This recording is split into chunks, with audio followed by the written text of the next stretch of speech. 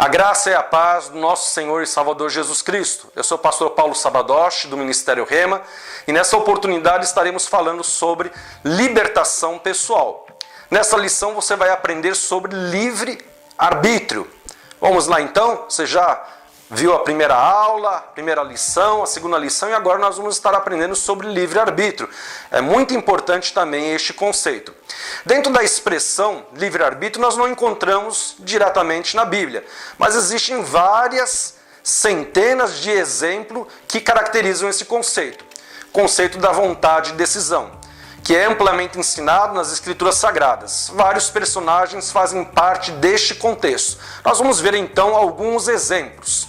Nós verificamos lá o exemplo da decisão de Lúcifer de se rebelar contra Deus, como também a decisão dos 1/3 dos anjos celestiais de seguirem a Lúcifer em seu plano diabólico.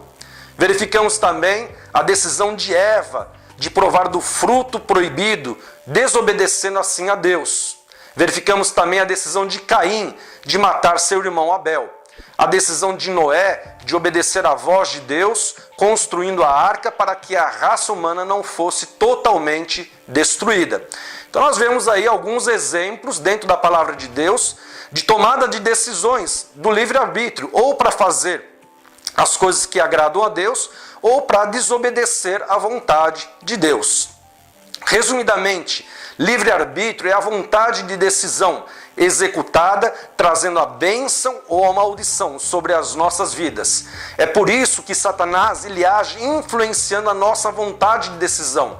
Ele não pode nos forçar a fazer algo que nós não queremos, mas pode nos enganar para tomarmos assim uma decisão errada, pois como um ser extremamente legalista, só pode agir a partir do momento em que nós damos legalidade, em outras palavras, permissão, para que ele haja em nossas vidas. Vamos verificar aí um exemplo mais claro lá da tentação de Eva, está lá em Gênesis 2:15 a 17.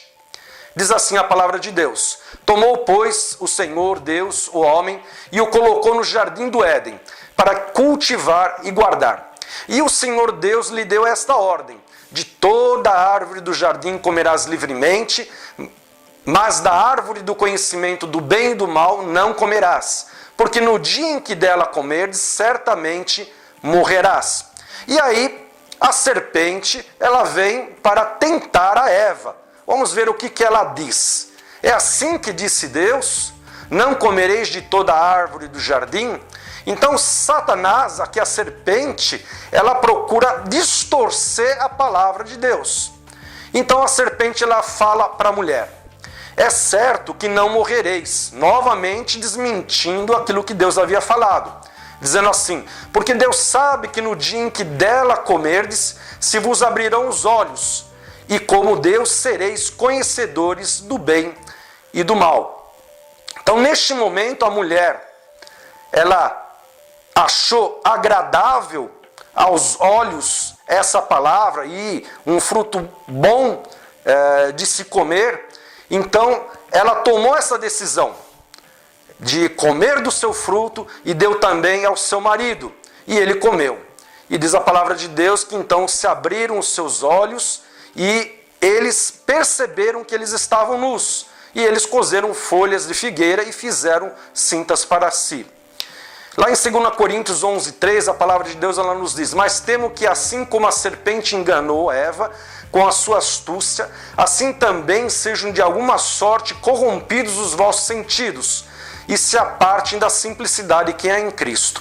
Nós verificamos aí que a mulher ela foi seduzida, e através dos seus sentidos, ela olhou, ela viu, o sentido natural da visão, ela foi seduzida, ela ouviu aquilo que a serpente estava dizendo, também foi seduzida através do sentido da audição, e desta maneira os seus sentidos eles foram corrompidos, e desta maneira ela tomou uma decisão errada que trouxe prejuízo para toda a humanidade. Então precisamos estar atentos. Satanás, nosso adversário, ele não vai nos forçar a fazer nada, mas como ele fez com Eva, ele vai tentar nos seduzir, nos influenciar, lançar sofismas. Que são sofismas? São mentiras que parecem verdade e desta maneira tentar nos enganar. Ele fez isso com Jesus lá no deserto. Nós verificamos que na primeira e segunda investida do diabo, este não oferece nada para o Senhor Jesus. Da mesma forma como foi com Eva. Mas na terceira investida, o diabo oferece algo para Jesus, num esforço para conseguir influenciar a sua vontade de decisão.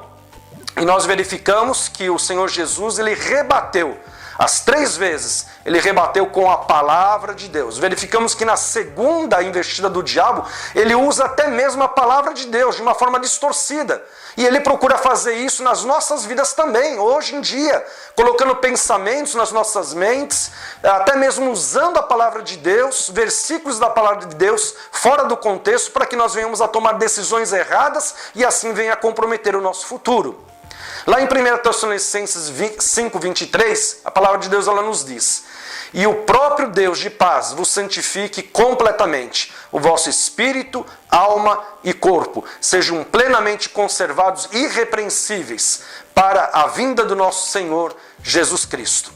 Então, mais uma vez, uma referência bíblica a respeito dessas 3 partes, corpo, alma e espírito, que precisam ser santificados e ser apresentados diante do Senhor de uma forma que ele venha a ser glorificado.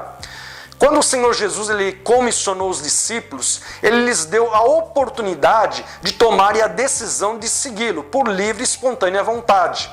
Lá em Mateus 16:24 diz assim: então disse Jesus aos seus discípulos: se alguém quiser vir após mim, renuncie-se a si mesmo, tome sobre si a cruz e siga-me.